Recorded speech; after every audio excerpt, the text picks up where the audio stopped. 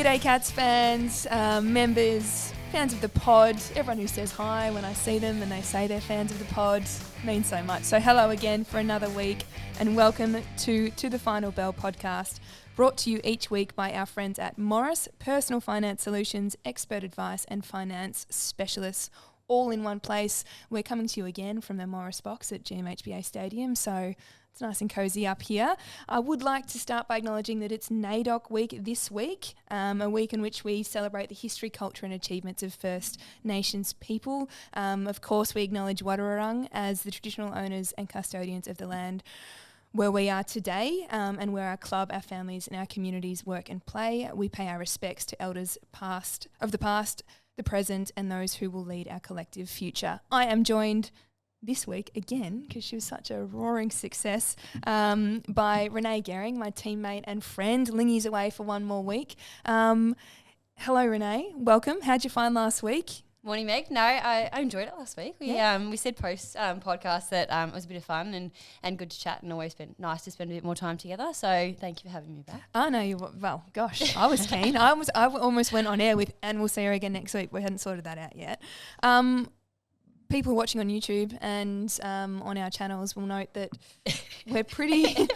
We blocked our colours last week, which we didn't acknowledge until afterwards. And when I saw you walking in front of the cafe today, I thought, oh, we've done it again. Yeah. We're matchy-matchy. We are very matchy-matchy. We've gone a green. Why did you go the green? I went the green, a bit of wintry vibes this morning. I was like, oh, it's a bit cold and miserable and just nice and cosy. This is a nice warm knit. What about you? Well, I went in the spirit of Zach Toohey, and I think what we're going to be doing is inviting people who are coming to the game this weekend in celebration of his enormous record-breaking achievement to wear a touch of green. So we'll visit that later on. But you know what? I thought, I read the run sheet this morning. I thought, what am I going to put on? I'll get in the spirit. So I've worn the green. This is a Angora sweater. And this is knitted by my sister. So shout out to Lucy if she's listening from London. I'm wearing the scarf. Great one to throw on the game. Yeah, I actually don't know if she listens to get the sound of my own voice in her ears from halfway across the world, but let's see. I'll wear it to the game. It's cold today in Geelong. Anyway, we're padding because, my goodness, what did we think of the game? We've come away from Sydney with a draw. I felt both that we should have lost by 8 goals and we should have won by 3 goals. How did you take in the game, and what was your mood around it, Nay? Yeah, I think very much the same in that first half. I was like, we are lucky to still be in this. Sydney, their set shots and goals opportunities throughout the game, they certainly didn't make the most of them. And then in the second half, I was like, we're going to steal this. Yeah, and I know. I had that confidence that, and a few changes that were made, and I'm sure we'll touch on those, that, yeah, we've got this. But then we didn't. The degree to which I thought we've got this before the game, I might just note that I sent a text message that did not age very well. So Nina Morrison, obviously heavy on the text during a Cats game if we're not at the game itself. So I'm watching the intro and the commentary around it, and everyone's like, it's 50-50, it's too hard to call. And I was outraged, Renee. I was like, I sent a text to Nina that said, I think calling this a 50-50 game is ridiculous. I hope I'm proven right. And she goes, oh, so you're not, she goes, oh, you're really confident? And I said, I don't know that I think we'll dominate because it's the SCG, but we've beaten them by over 90 and 80 points. In the last 2 occasions we've played them, we're in really good form, and we beat a top 4 team last week. So, yeah, I think it's a bit disrespectful. And then I sent a text. Well, she said, are you still thinking this halfway through the first quarter? I said, yeah, I reckon we can still come back, get our act together. And at the end of the game, I thought 50-50 was bang on. It was bang on. 50-50 with a draw result, you get that. But I know. So, I don't know. I felt you would think that if you were a Sydney player, you'd think we left 2 points out there, and if you're a Cats player at the end, you're probably thinking it was good to walk away with the 2 points. But let's go, as you have said, to the first half. I feel like it depends where you play on the ground as to what you thought the issue was in the first half, because I was adamant that our defence was sagging back and rolling back too much and had to press. Whereas when I'm sending off those text messages, what I'm receiving in return from the midfielders in my life was the pressure on the ball's nowhere to be seen. So, I mean, How did you feel in the first half, and what do you think needed to be amended and was amended going into the second? Yeah, I'm not a defender, but I think the entries into forward 50 from Sydney, that was notable. It was coming in there very fast, as we can see from around the ball, and the overlap from Sydney and the speed they had on the game. But the fact they were just finding frees, they were looking for those just inside 50, but achievable goals for the most part. And the defence, I think we talked about that last week in terms of how well our defence was set up and the way they were in game, and it just wasn't the same from the start of the game. Yeah, it's all part of it being in sync, isn't it? You sort of one thing depends on the other, and I certainly think that there's no doubt that Sydney would have had the contested possession is key to this game. Rev up from the coach beforehand, because I think that's where we clearly got them in the grand final and earlier this year to really put a huge score on the board. So they sort of came to play in that respect, and I'm sure they were incredibly aware of the intercepting power of our defence, and as you say, they lowered their eyes, and it's always a particular camera angle when you're watching at the SCG where you can sort of see that middle of the ground. I don't think you've got a lot of visual on what's happening ahead of the ball, but they just seem to be around the arc of the 50. Their options were endless. Yeah. Numbers everywhere. And you'd think, as you said, that they're gettable shots, but thankfully for us, not so much. Thankfully for us, and it wasn't just the shots from outside 50. There was a few a lot closer, and you feel for people in that moment, don't you? When you're like, that's an achievable goal from most players on most days. And when it happens more than once, you do feel for players. Yeah, you do. I thought, look, obviously things changed as we went into half-time. So we came back out, and I think we were much tighter, and we had our opportunities going forward. What did you make of the change?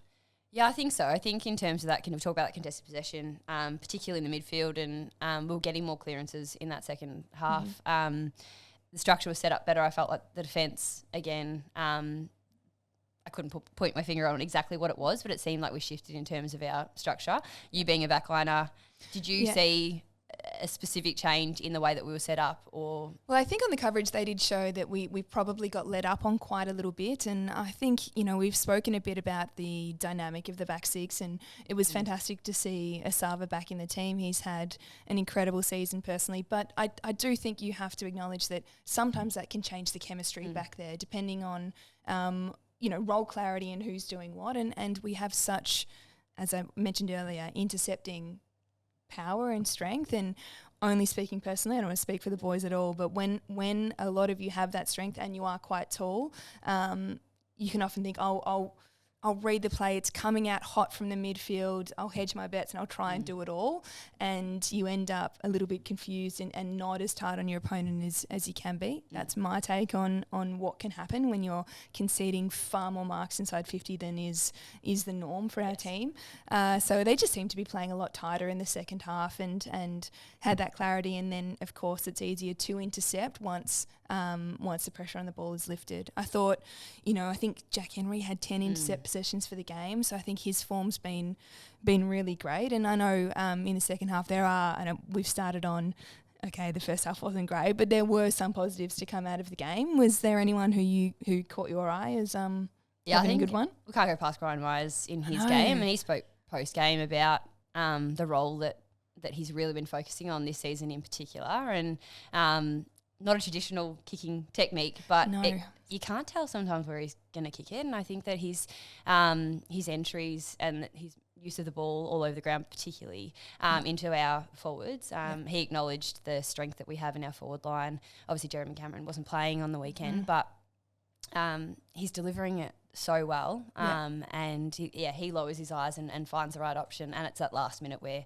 defenders can't read it. So I think that his work around the ground, even the goal that he kicked, I think he acknowledges sometimes he's trying to find the right balance between when to kick the goal himself and when to set somebody else up, and on the weekend he he made the right call on that little sidestep. I didn't catch if he had any midfield time. Do we know? Didn't note myself. Because he had, I think we noted here that he had 27 disposals in a career high for him and 3 more goal assists. So we've bookmarked him for the All-Australian conversation when Lingy comes back. This case has only gotten stronger in Lingy's absence, so we'll be putting him up. Zach Tui was good. Tom Stewart, I think, particularly in that second half, came to the fore. And Atkins, I really, exactly. Tom Atkins and Tanner, I really think when you're looking at a team and you're thinking, what isn't quite on here? Is it the travel? Is it structure? Is it, where is this sort of performance coming from? And you're still looking at Atkins and Tanner and going, their hunger is still really, through the TV screen is really evident. That's certainly not to question anyone else's, but that's what stood out to me. So we get to the last couple of minutes and we're ahead. Yeah. I felt Blitz came to the fore in the second half. He did he get us back in front? Hawk got us in front. Tom Hawkins' goal, I think. I've curiously haven't rewatched it as many times as I would have had we have got the 4 points. Yeah. But then they had their opportunities in front of goal, and you're thinking, what did you think of the last play when scores were level? What would you expect from us? Scores are level.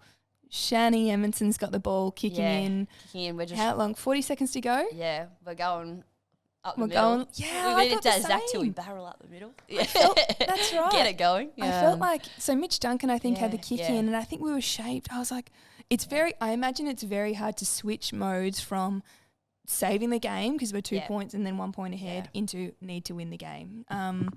But we went quite wide there and easy to lock in for. Anyway, I'm sure they knew what they were doing. Yeah, absolutely. Yeah. So we walked away with 2 points. Not ideal. It leaves us in 9th spot. Yep. Our percentage was good. I don't know if our percentage makes too much of a difference now that we've got the 2 points to separate us. But we've got a slew of home games ahead of us. So we do. Hopefully we get back on track. And that's it. And look, 2 points is better than none. Absolutely. We talk about that. And it's particularly, I think, when you look at the ladder and that second rung of teams that are fighting out for finals, it could matter. It could absolutely and hopefully, matter. It's not coming down to the last round that we're worrying about that we can get a few wins on the board in these next few rounds, but certainly better than the loss. Certainly better than the loss. I think we're obviously in that stack of teams that are, a win and a half outside top 4, but also, looking at 15th. And so much is made in speaking about the Cats. Oh yeah, they've got these home games ahead, as if it's some sort of cheat code. We've got a really fantastic home ground advantage. We play really well here, and be jealous. So I'm sort of confident with we've still got five here.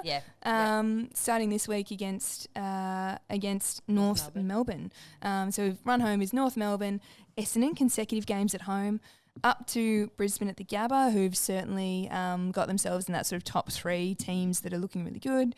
Freo had a loss on the weekend, I think. Freo went down, so Freo at home, Port at home. I mean, their winning record was almost... they're I know. long run at the moment, aren't they? Long run. And then Collingwood at the MCG, St Kilda, Marvel and Western Bulldogs at Geelong. I know Cats fans will be pretty familiar with that, and they'll have done the ladder predictor as many times as I have. How do you think the boys are going ahead of North? Because I think as much as we've spoken about that first half, if you look at our last month, we've had fantastic wins against the Bulldogs, fantastic win against Melbourne. We had a really solid half against Port, who's leading the competition at the moment, and was struck by injury in the midfield in that game. So do you interrogate what happened on the weekend too much, or do you think we're actually, across the course of the last 4 weeks, we're going pretty well? I think we're going pretty well. I think that the boys would probably walk away from that game feeling they didn't play their best footy, and particularly that first half. But when went back to the drawing board and implemented some of the things and the structure that they need to put into play, and knowing every matchup and every team's different in the way and the style that they play, I think they move on, focus on this game. How's North going to play? What are we going to do to implement the strategies and the structures that we want to be implementing in our footy to get the job done? 100%. Speaking of this Wednesday game, the major event is, of course, Zach Tui breaking the all-time record for most VFL AFL games played by an Irish-born footballer. It couldn't be happening to a more wonderful person, and as we said last week, I'm sure that contributes to his ability to set records for himself and for the competition and for all his countrymen. So he will go to 265 games this weekend.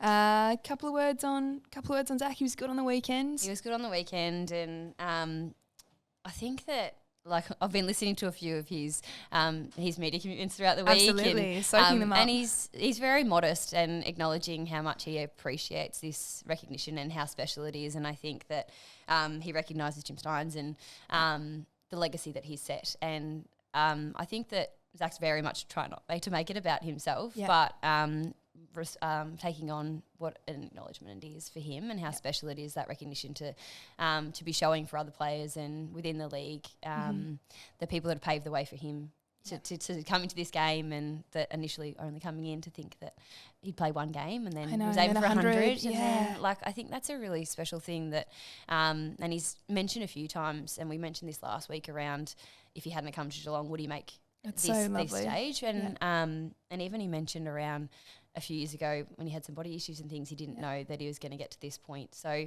I think the character in him is showing that he's very much not tried to make this about him, and it's not something that he was aiming for. I'm going to try and break this record, but it's actually he's feeling like it's a privilege that he's been in the game this long, and looking forward to continuing to what can he give to Geelong, and he's got the premiership, but what else can he give in his time that he's playing footy, and how special that is. So. Yeah. Oh, no, it's so well said, Renee. And I just think, as you say, he was so lovely and generous in how he spoke about the club, and that it wouldn't, without having come to Geelong, it might not have happened. But it's sort of cyclical in nature that, he experiences a club that empowers and enables him, and every day we see him doing that to other people and making it the place that it is. So we're looking forward to celebrating. As we noted earlier, we're already in our green. So everyone coming to the stadium on Sunday, please wear a touch of green. I'm sure Irish flags will be selling out from $2 shops around Geelong. I'm going to get my hands on one.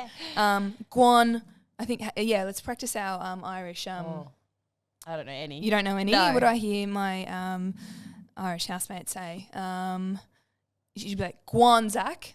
Okay, this is, I can't believe I've said this on air. So this will be clipped together and made very embarrassing. I don't know if Rach is a listener of the pod. And is it is that right? Con the town. I think it comes from like. Is that like your slang kind of? Well, I think it's a sort of abbreviated version of come on. Leash or yes. Anyway, that's a thing to be practiced before the weekend. Personally, I think we've got a listener question on our favourite, that relates to Zach, but he's got a knack for opening up the game with a goal or two. So particularly when he starts in the wings, I wouldn't mind him just getting the scoreboard ticking over early. That's sort of AFL for us. Let's go and see how our other two teams have gone. We had some. Well, tell me about the VFL game, Nay. You seem to be across what's happened. Yeah, so got away with an 8-point win. I feel from conversations I had, I didn't get to see the game myself, but had the lead. I think we got to a game high of 38 points start of that last quarter, and Sydney came back in that last, kicked 6 goals and got within a point. So really tight finish in the end. But that's right. We heard it from Neen's getting a lot of mentions on the pod, but one Harry Morrison, brother of.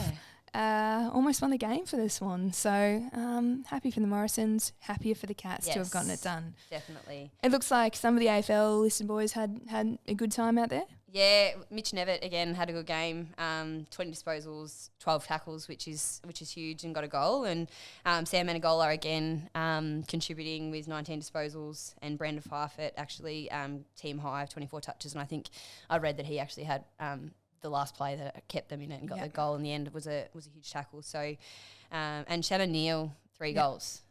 I've seen a few photos of his celebrations. I think he's quite big on elaborate the celebration. Yeah, which we love to see. So we do love to see it.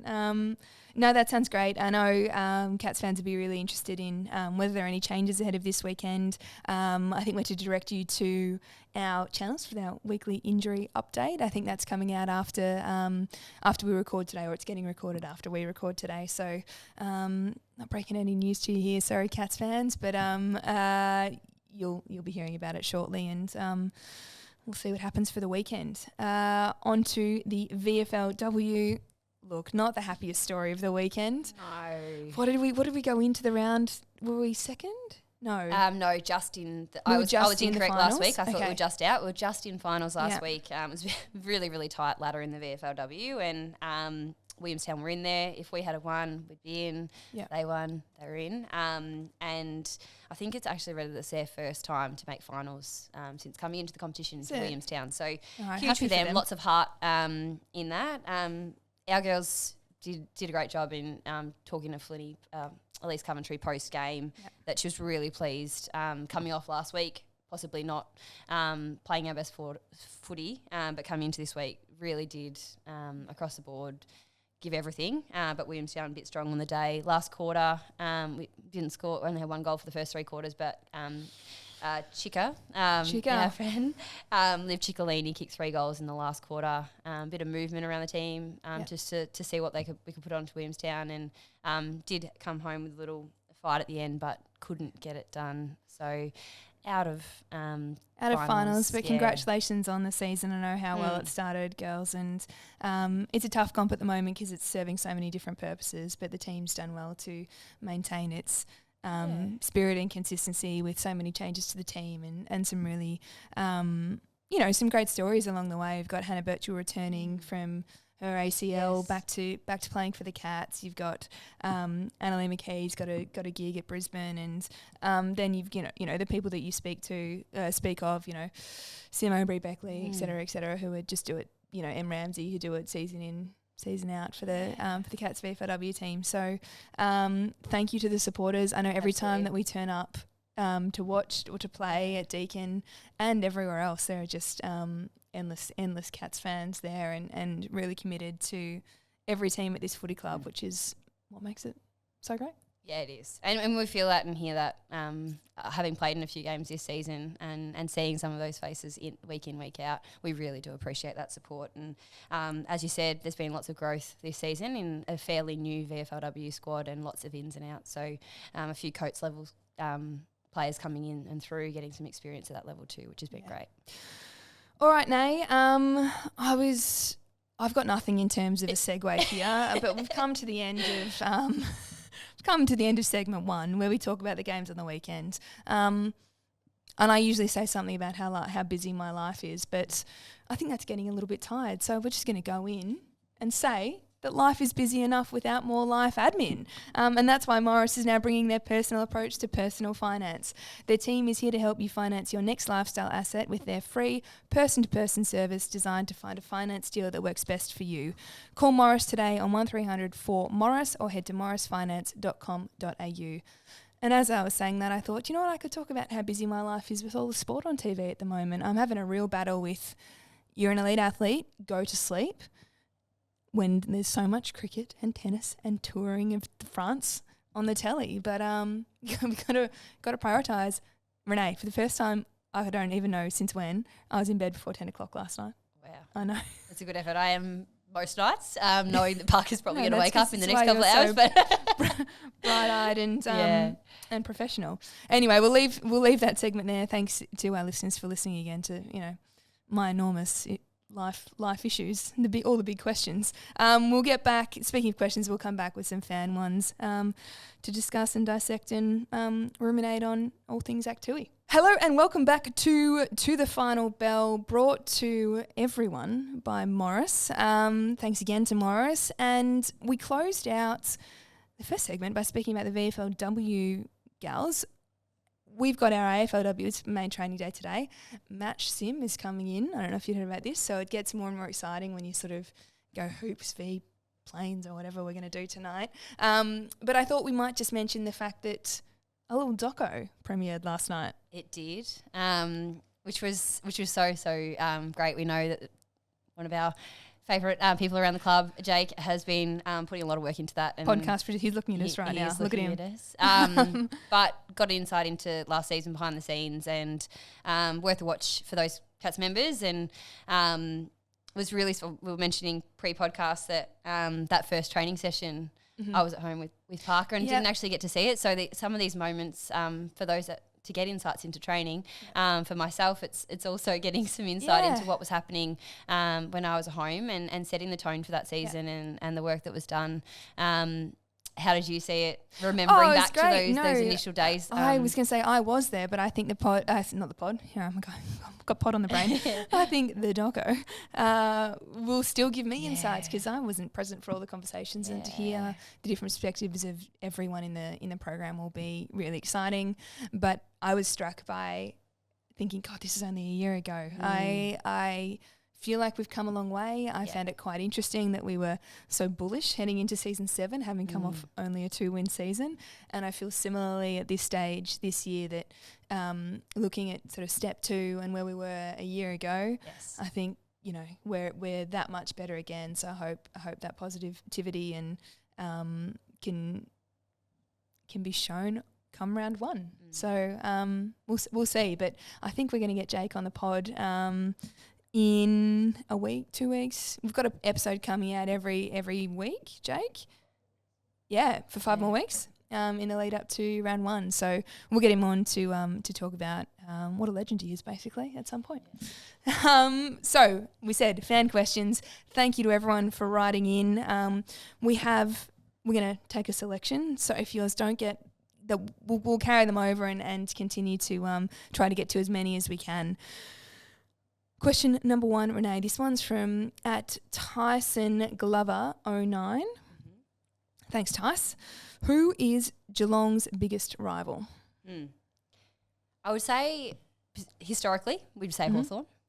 We would. Post the grand final and all to the extent that I was adamant that when Hawthorn entered our W League competition, that we would, round 1, get that rivalry up and going, but it hasn't happened yet. But anyway, continue.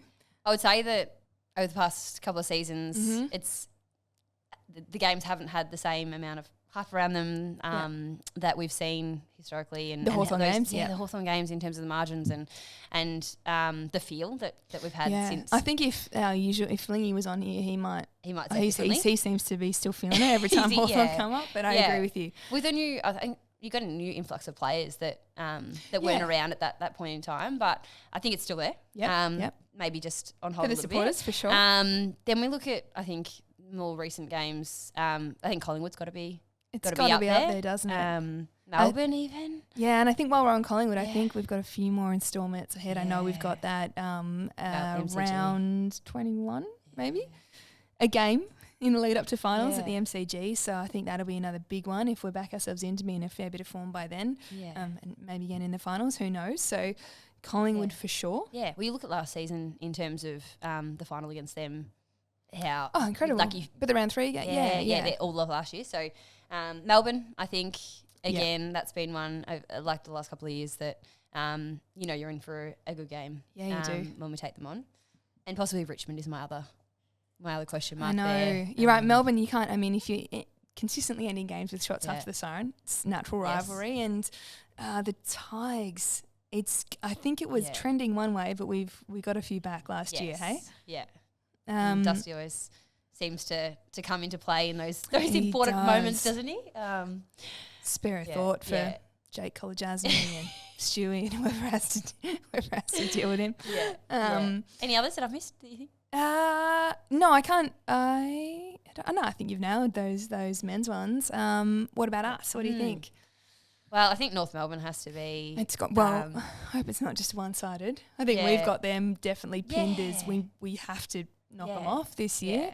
I think coming into the competition at the same time it kind of almost led to it. But then the games that we've had with them, and particularly last season, playing them in that final, that's added to it. But it's always going to those games being like there's something there. No, absolutely. I think for sure North, and then probably in second, third place, I feel like are the teams that people would say are on similar trajectories. Yes, So your Richmonds and your Bulldogs, I think Yeah. we've had some great games against them.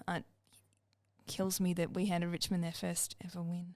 Yes. And But then we've sort of righted it since then. well, Press's Prez's goal yeah. just at the end of the game, watching that in the doco actually, reliving that was, and it was loud. I don't know, and loud. I can hear that in the doco actually. We were in the social club watching it, families and friends watching the game, and I brought Parker out, this little newborn baby. Yeah. And I was like, didn't have his headphones on. That was so loud. Like it was so great. Like the crowd got up and about, particularly in that last bit of the game. I've got a particularly young teammate, shout out Brooke Plummer, who every time that clip comes up has a go at me about that kick, which is such a bad kick. But things wouldn't have happened the way they did if I didn't shank the absolute. You had the ball in your hands, isn't that the most important thing? And then you were getting it moving forward. So I tell you what, if I get the ball in that position this year, don't you worry, I'm driving the legs. Might go through the big sticks, who's to say? All right, enough on the rivalries. No shortage of them, as we can tell. On to our next one. I think we've had a few people who've wanted to know this kind of thing. Who has the best wit at the club? So I'm not. If you've submitted that question or something like it, thank you. We don't have a list of handles for that one, but it's something that people want to know, Renee. Yeah. Well, in our side, I'd say Belle Johnson. Annabelle Johnson's got to be up there. Like I think she just throws them in there. Little statements here and there. Nothing to add. I think that's absolutely correct. Liv Fuller maybe trying to be in the same ballpark. I mentioned Shan a lot. I spent a lot of time around Shan. So Shan is it's dark and it's subtle and it's like under the breath, but it's good. It's good. We did some tackling last night and I had her just in Anyway, but I think Belle's probably got to be number one. So kudos to Belle. Yeah. We'll see if she listens because she'll be up and about. Yeah. Oh, actually, no, she's in Arnhem Land at the moment. She is. Yeah. In the men's, I feel like you've got to be really in it to know quick-witted stuff, but who would we guess? Maybe, look, I think Zach Tui. Zach's quick? I think he is. Isaac Smith? Isaac Smith. Yeah, he seems sharp. We were just chatting danger in some of the stuff that he has. He's not afraid to throw a comment. Oh, he's confident. He's confident. He'll just like send it back over the net, I think, for sure. Comment about the suit jackets on his post-game presser. If you haven't heard it, it was pretty good. Yeah. And speaking of pressers, I think Scotty's pretty entertaining and he can be quite quick himself. So, look, we'll send it to the content team and say, let's get some examples out there. Let's expose these quick-witted geniuses to the people. Congrats. I always think it's such a great thing just to have someone be like, "You've got a good wit. You got a good wit. Yeah. How good." Yeah. Anyway, so hope you all appreciate that. And look, let's round it out with this pearl over question. In the spirit of Zach Tui's record this week, what is your favourite Zach Tui moment? That's from John Simpson. Thanks, John. There's lots, isn't there? Like when we look back over his career and there's plenty of highlights, but I think the 2018 goal for mine. It's hard to post game. Yeah, big game against Melbourne. We talked about that rivalry. Loved it. Loved the celebration. Just you can feel that. I just think there are Zach Tui moments, but then there's just like a Zach Tui flavour of certain things that I sort of love. It's like I mentioned him starting on the wing. I think he opened this season with 2 goals. Yeah, that game didn't end the way we'd wanted it to. But every time he steps up to the plate and takes the ball at the kick in and shapes up for the barrel, you're thinking, here we go. He sealed, Jakey was reminding us that he sealed the prelim, the Brisbane, with a goal. Yep.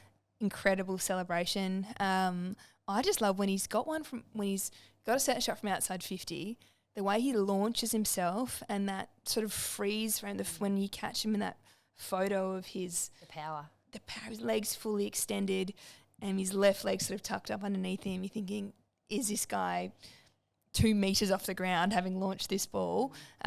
His power, every time he sort of stands up in a tackle, I think, I want to play like Zach Tui. Yeah.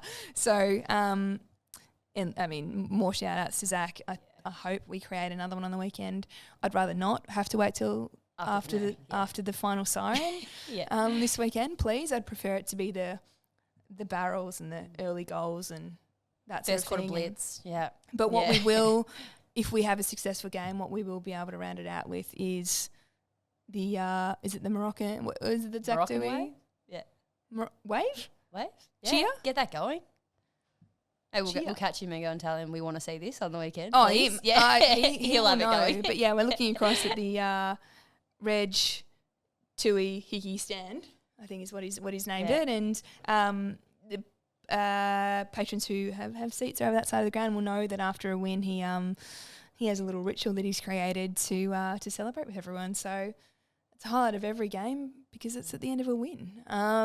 So I reckon that's about us done for this week. Now you look, splendid in your green. As do you. We've got a huge training session tonight, which we're really pumped about. Thank you for coming on and sharing the mic. I always feel at ease when you're in my presence, whether that's in a on-field, off-field capacity. So happy to have you here as with the run sheet in front of me because I was a little bit nervous, but, let's send him away for more holidays. And look, you've done an amazing job, Meg. I think we have to recognise that. And we don't, I'm but sure Lingy has been listening and he's really excited to get back in the seat and chat about some more wins. Yeah, actually, I might hit you up during the week just to say, how can we test whether he's been listening or not? Yeah, we'll get some questions. I don't know if he hasn't listened. Yeah. I'm not going to know where to go from there. But no, thanks, Nay, and looking forward to seeing plenty more of you throughout the day and getting you back on in the future.